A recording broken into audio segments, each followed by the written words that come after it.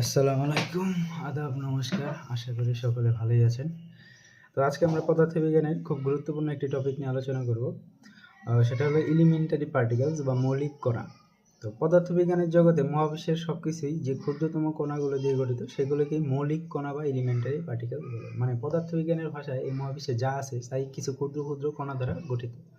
এই ক্ষুদ্র ক্ষুদ্র কণাগুলোকেই বলা হয় মৌলিক কণা বা এলিমেন্টারি পার্টিকেলস। তো আধুনিক পদার্থবিজ্ঞানের ভাষায় স্ট্যান্ডার্ড মডেল অনুযায়ী এই কণাগুলোকে প্রধানত দুই ভাগে ভাগ করা যায়। ঠিক আছে, তো মৌলিক কণাগুলোকে প্রধানত দুই ভাগে ভাগ করা যায়।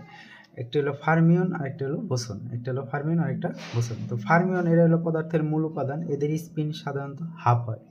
স্পিন সাধারণত হাফ এদের স্পিন সাধারণত হাফ হয়। এদেরকেও দুই ভাগে ভাগ করা যায়। আর বোসন হলো এই মহাবিশ্বের যে মৌলিক বলগুলোর বাহক। বোসন কি? মৌলিক বলগুলোর বাহক। তো এদের স্পিন সাধারণত পূর্ণ সংখ্যা হয় 0 অথবা 1। মৌলিক বল বলতে মহাবিশ্বের 4টি মৌলিক বল আছে: মহাকর্ষ বল, তাড়িৎচুম্বক বল, সবল নিউক্লিয় বল আর দুর্বল নিউক্লিয় বল। এই 4টি যে মৌলিক বল আছে এই মৌলিক বলগুলো বহন করে হলো বোসন। তো তারপরে এই ফার্মিয়নকে যে আরো দুই ভাগে ভাগ করা যায় এই বিষয় সম্পর্কে আমরা জানবো। তো এখানে খেয়াল করে, তো ফার্মিয়ন দুই প্রকার, একটা হলো কোয়ার্কস আর একটা হলো লেপটনস। তো কোয়ার্ক এরা সাধারণত প্রোটন আর নিউট্রন তৈরি করে। কোয়ার্ক 6 প্রকার। কোয়ার্ক কয় প্রকার? 6 প্রকার: up quark, down quark, charm quark, strange quark, top quark, bottom quark. আর লেপটন 6 প্রকার। এরা স্বাধীনভাবে থাকতে পারে। তো এই লেপটন ইলেকট্রনের চার্জ নেগেটিভ, ইলেকট্রন, তারপর মিউন, টাউন, এটারে বলা হয় টাউন। তারপর এই তিনটারই আবার তিনটারই নিউট্রিনো থাকে, এটারে বলা হয় ইলেকট্রন নিউট্রিনো, এটারে বলা হয় মিউন নিউট্রিনো, এটাকে বলা হয় টাউ নিউট্রিনো। ঠিক আছে, তো এগুলোরও চার্জ আছে, আমরা এই সম্পর্কে বিস্তারিত দ্বিতীয় ভিডিওতে জানবো। তো বোসনকে নির্দিষ্ট কোনো প্রকারভেদ নাই, কিন্তু বোসনকে কিছু কণায় প্রকারভেদ করা যায়। বোসন যেমন ফোটন, গ্লুয়ন, জেড বোসন আর হিগস বোসন। তো ফোটন যেহেতু বোসন কণাগুলোই মৌলিক বলগুলোর বাহক হয়ে থাকে, এর মধ্যে ফোটন হলো তাড়িৎচুম্বক বলের বাহক, বহন করে, তাড়িৎচুম্বক বলকে বহন করে। গ্লুয়ন হলো সবল নিউক্লিয় বল বহন করে, মানে সবল নিউক্লিয় বল নিউক্লিয়াসের চারদিকে একটা ব্যারিয়ার তৈরি করে, যাতে সেটা ওই ব্যারিয়ারটাই হলো সবল নিউক্লিয় বল। আর ডাব্লু আর জেড বোসন হলো দুর্বল নিউক্লিয় বল বহন করে বা দুর্বল নিউক্লিয় বলের বাহকেরা, যা তেজস্ক্রিয় ভাঙনের জন্যও দায়ী। এরা তেজস্ক্রিয় ভাঙনের জন্য দায়ী।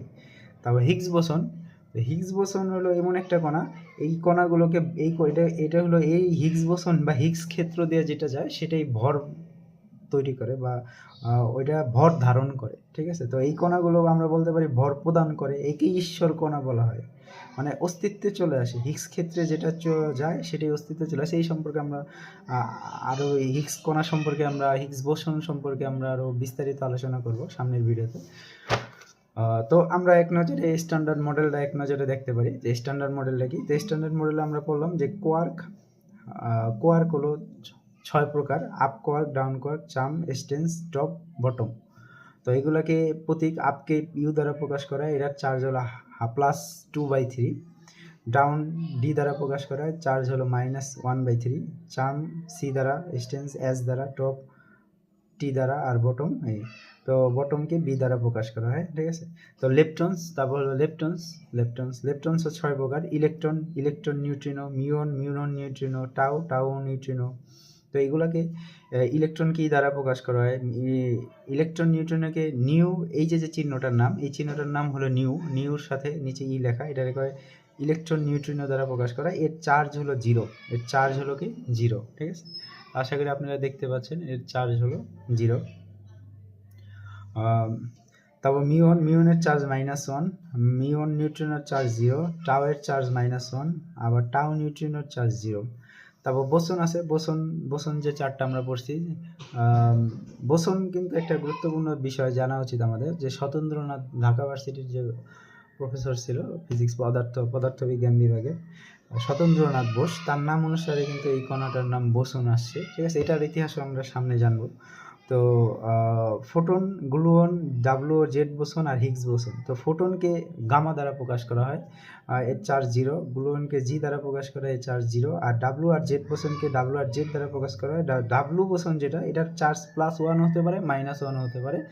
আর এটার তোমার জেড বসনের চার্জ 0, ঠিক আছে। আর হিগস বোসনকে এস দ্বারা প্রকাশ করা হয়, এর চার্জ 0, ঠিক আছে। এটা নিরপেক্ষ চার্জ নিরপেক্ষ কণা।